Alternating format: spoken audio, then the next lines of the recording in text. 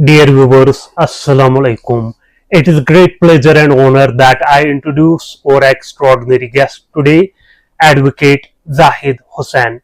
With an illustrious career spanning decades, Zahid has played a vital role in shaping the academic landscape. His dedication, vision, and leadership have left the memorable mark on the educational sector. We are delighted to have with us today and we look forward to gaining insights from his vast experience. Zahid साहब आपका बहुत बहुत इस्तकबाल, बहुत बहुत शुक्रिया। Thank सबसे you. पहले जानना चाहेंगे आपकी तरजीहात क्या हैं आजकल? देखिए, हम चूंकि वकील हैं तो हमारा आज भी पूरा दिन वकालत में ही निकलता है और रात में भी अगले दिन की तैयारी ही रहती है। तो I am always busy with my briefs, I am always busy with learning new laws.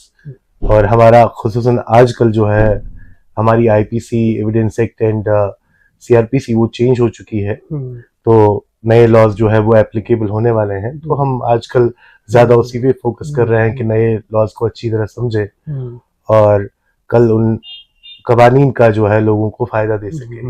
इसलिए आजकल हम उन्हीं पे ज्यादा फोकस कर रहे हैं, उनको पढ़ रहे हैं, वकालत भी साथ साथ में चल रही है। अगर आपसे जानने की कोशिश करेंगे, अक्सर कहा जाता है कि कानून के हाथ लंबे होते हैं, जरा इसकी वजाहत कीजिए। देखिए, कानून के हाथ बहुत लंबे हैं, इसका जो है एक ही मतलब है कि आप क्रिमिनल लायबिलिटी से भाग नहीं सकते। आप चाहे जितना दूर भागेंगे कि आप सोचेंगे कि आप बहुत शातिर हो सकते हैं, आप कोई क्राइम करेंगे और आप छुप सकते हैं, आप किसी का हक खाएंगे, फिर आप जो है उस हक को निगल सकते हैं और आपसे कोई पूछेगा नहीं और आपसे वो हक लिया नहीं जाएगा वापस, उस शख्स को हक नहीं दिलाया जाएगा। तो ये एक बहुत बड़ी गलतफहमी है हर शख्स के लिए। अगर कोई भी शख्स ये ख्याल रखता है तो उसके लिए ये बहुत बड़ी गलतफहमी है।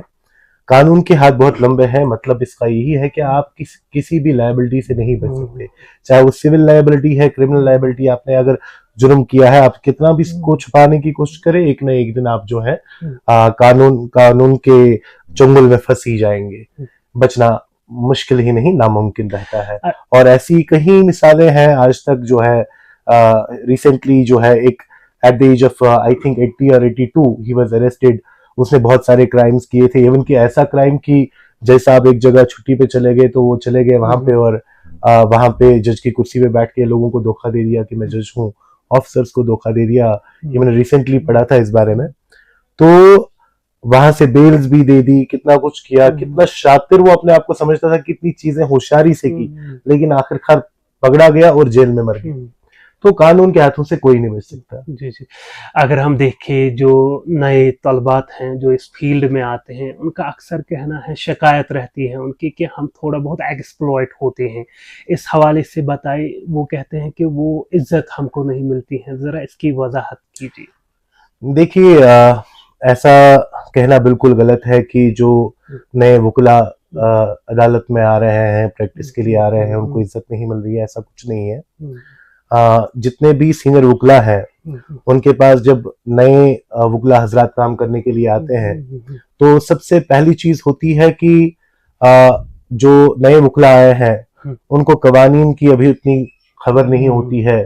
उनको ये नहीं पता होता है क्लाइंट को कैसे डील करना है, क्लाइंट को कैसे रिप्रेजेंट करना है, अपना अदालत के सामने अपनी दलील कैसे रखनी है, ये सब चीजें पता नहीं होती है। तो ये जो सीनियर वकीला होते हैं जिनके पास ये काम करने जाते हैं, तो ये उनके उस्ताद होते हैं। इनको सिखाना पड़ता है कि जब आप अदालत में जाएंगे तो आप जज हजरात से कैसे बात करेंगे, आप अपनी सबमिशन कैसे रखेंगे। और ये चीज आप यूनिवर्सिटी में सीख के नहीं आए होते हैं। तो जैसे एक तालिब इल्म और एक टीचर में जो रिश्ता रहता है, एक उस्ताद और तालिब इल्म का रिश्ता, बिल्कुल वैसा ही रिश्ता यहाँ पे भी होता है। सीनियर वकीला जो है इनको सिखाते हैं।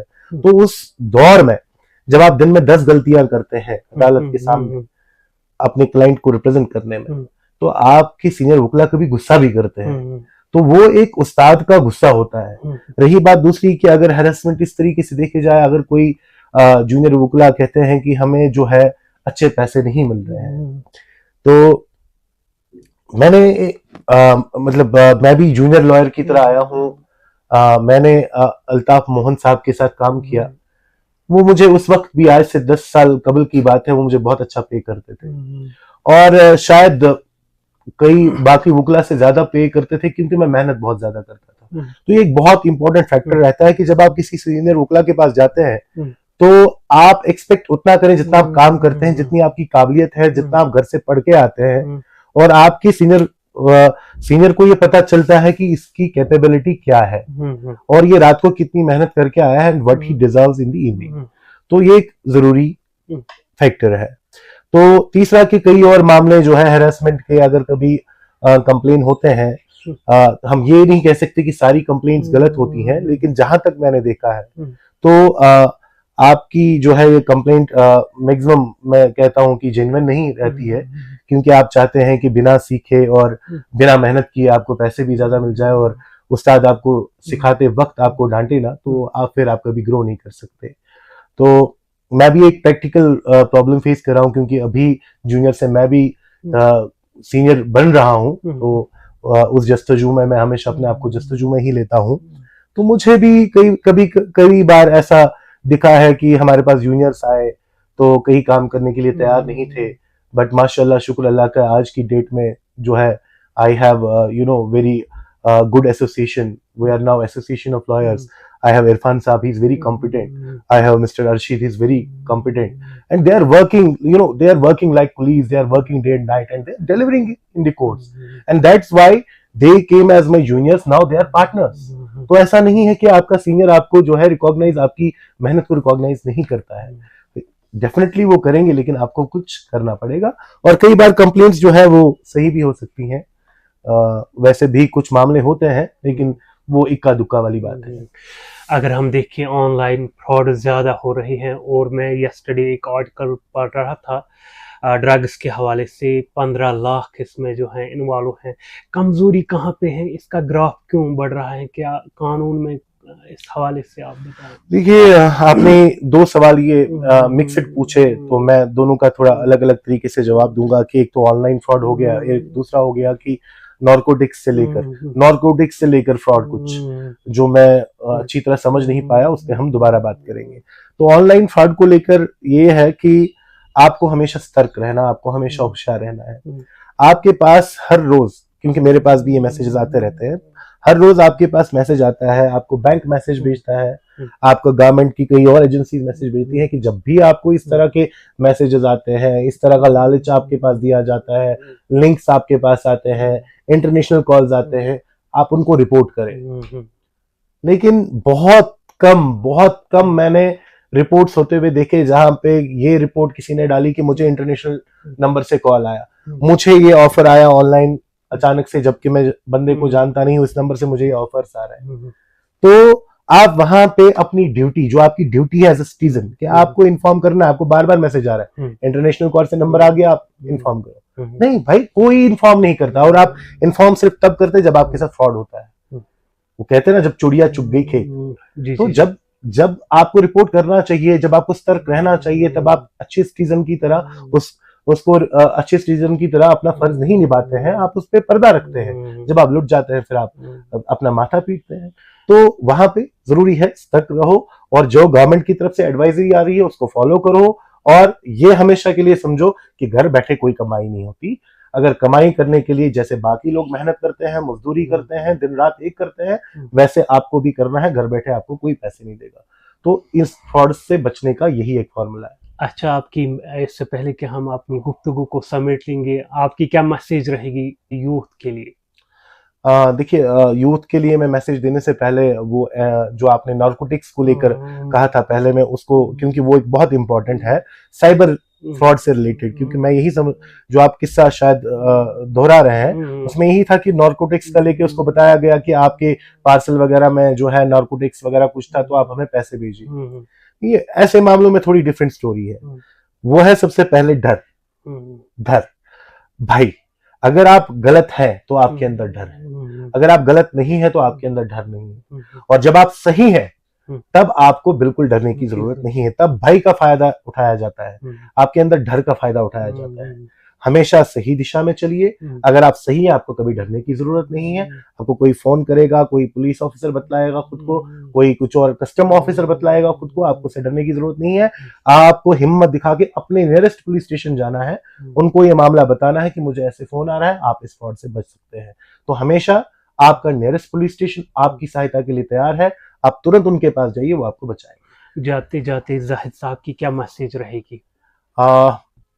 मैं अपने वकला भाई जो हैं, जो नए आ रहे हैं, क्योंकि आपने उनका मुद्दा छेड़ा मुझसे, तो उनके लिए मेरा मैसेज है कि देखिए, कहीं पे अगर आपकी जेन्युइन शिकायत होती है तो आपके बार के प्रेसिडेंट होते हैं, एग्जीक्यूटिव कमेटी होती है, आप वहां पे उनके पास जो है अपनी ग्रीवेंसेस दर्ज कर सकते हैं। जहां तक जेन्युइन मामला होगा कोई, तो उस पे जो है सोच विचार करके उस पे जो है कोई फैसले लिए जा सकते हैं।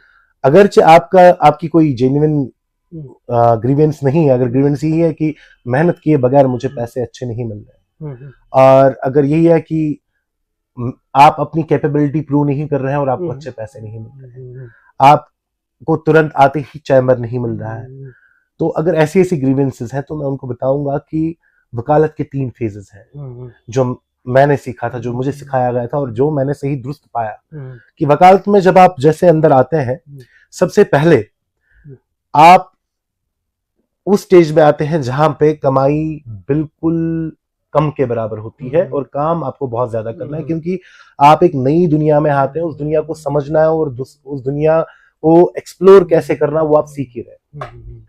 आपसे उतने अच्छे से काम नहीं हो पाता, आप सीख रहे हैं, क्योंकि प्रैक्टिकल जो आपने कॉलेजेस में पढ़े और जब आप अदालतों में जब काम करते हैं, ये काफी डिफरेंट, ये दीज आर 2 डिफरेंट वर्ल्ड्स। तो आपको एक नया सबक सीखना पड़ता है, जिसमें पहला सबक तो ये होता है कि आप जज साहिबान के सामने अपने आप को रिप्रेजेंट कैसे करें, वो बहुत जरूरी है, जो आप कॉलेज से सीख के नहीं आते हैं।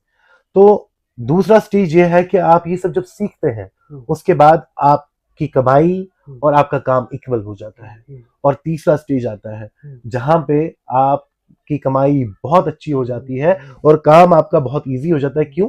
क्योंकि जिस चीज को आपको सीखने में इतना वक्त लगा, वो आपके यहाँ रह गई होती है, आप वो डिलीवर बहुत जल्दी कर पाते हो। जिस काम में आप 10 घंटे ले रहे थे, उस काम को आप 5 मिनट 10 मिनट में फिनिश कर लेते हैं। तो ये 3 स्टेजेस अभी भी हैं, हमारे लिए भी थे, हमसे पहले जो वकला आए और जो नए वकला मेरे भाई आ रहे हैं, उनके लिए भी है। तो मैं अपने सारे नए वकला भाइयों से यही गुजारिश करता हूं कि आप लोग बहुत बहुत ज्यादा मेहनत करें, आप अपने कैलिबर को प्रूव करें।